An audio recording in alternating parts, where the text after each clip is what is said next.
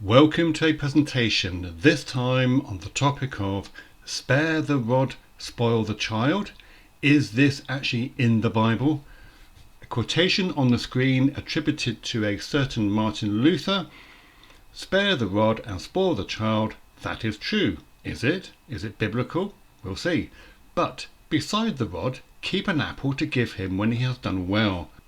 Here we have in the same verse spare and the rod in the entire Bible, only in one verse. Proverbs chapter 13 and verse 24.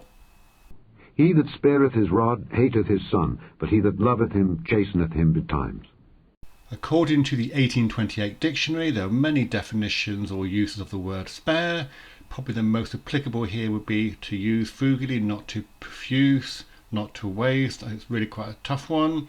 What is really interesting is when you compare the so-called Bible versions. Chasteneth here, H4148, which is Hebrew, which is the Old Testament Hebrew, not the Greek Septuagint. It's made up, it's been corrupted. But the H4148 is Musar, which is basically chastening, reproof, instruction, chastisement, correction, discipline, doctrine, instruction, rebuke. The Catholic Bible changed it to corrects. New King James says discipline. ESV says discipline, NIV says discipline. We'll look at the GMB in a minute. The New World Translation of the JW says discipline. Then we have this change of gender. It's he, the King James Catholic and New King James. The ESV and the NIV says whoever, and so does the JW New World Translation. And they also go say holds back his rod, as opposed to spare. Betimes is changed to promptly, diligent, careful, and diligently again. And what's really interesting, the Good News Bible goes even further by saying, if you don't punish your children, you don't love them. If you do love them, you will correct them. Doesn't say that.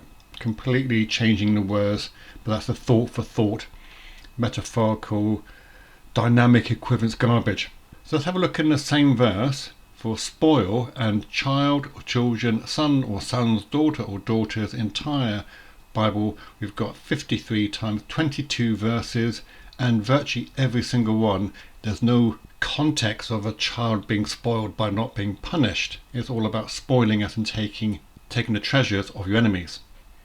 The closest one is Isaiah chapter 22 and verse 4. Therefore said I, Look away from me. I will weep bitterly. Labor not to comfort me because of the spoiling of the daughter of my people. This is the closest in context to that, because of the spoiling of the daughter of my people. But then again, it doesn't really mention spare the rod and spoil the child. So we're now going to look in the same verse for chase or chastening, child, children, sons or daughters, daughters in the entire Bible. There are 27 times in 11 verses. Now what's really interesting is that there are 3 verses in Deuteronomy, 1 in 2 Samuel, 3 in Proverbs, and 4 in Hebrews in the New Testament. So the bulk of them in the Old Testament, but you've got 4 verses only found in Hebrews. Wherefore, seeing we also are compassed about with so great a cloud of witnesses, let us lay aside every weight, and the sin which doth so easily beset us, and let us run with patience the race that is set before us. Looking unto Jesus, the author and finisher of our faith, who for the joy that was set before him endured the cross, despising the shame, and is set down at the right hand of the throne of God. For consider him that endured such contradiction of sinners against himself, lest ye be wearied and faint in your minds. Ye have not yet resisted unto blood, striving against sin. And ye have forgotten the exhortation which speaketh unto you as unto children. My son, despise not thou the chastening of the Lord, nor faint when thou art rebuked of him. For whom the Lord loveth, he chasteneth, and scourgeth every son whom he receiveth.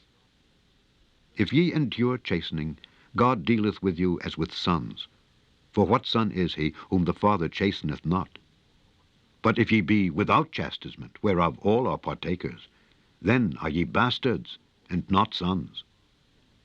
Furthermore, we have had fathers of our flesh, which corrected us, and we gave them reverence. Shall we not much rather be in subjection unto the Father of spirits, and live? For they, verily, for a few days chastened us after their own pleasure, but he for our profit, that we might be partakers of his holiness. Now, No chastening for the present seemeth to be joyous, but grievous. Nevertheless, afterward it yieldeth the peaceable fruit of righteousness unto them which are exercised thereby. Wherefore, lift up the hands which hang down, and the feeble knees, and make straight paths for your feet, lest that which is lame be turned out of the way, but let it rather be healed. So, in context, a son and his father in Proverbs, same verse, son and father, 17 times 8 verses. Interesting. And every time I've highlighted it, it's quite interesting. I've just done son and father, and you've got law of thy mother, heaviness of his mother, despiseth his mother, bitterness to her, implied mother, that bare him, contention of a wife, implied mother, chaseth away his mother. So 1, 2, 3, 4, 5, 6. So 8 verses here, but in 6 occasions it's talking about the mother as well. And likewise, a son and his mother in Proverbs, there are 13 times in 6 verses, and in every single one of these it refers to their father as well. Instruction of thy father, my father's son, thy father's commandment, glad father, a glad father, and wasteth his father. Adoption in the Bible, the entire Bible, look for adopt 5 times, 5 verses, 4 chapters. So here we have the adoption, predestination, the election. Calvinists go, love these bits, but they redefine these terms, not their biblical terms. We are adopted as children by Jesus Christ.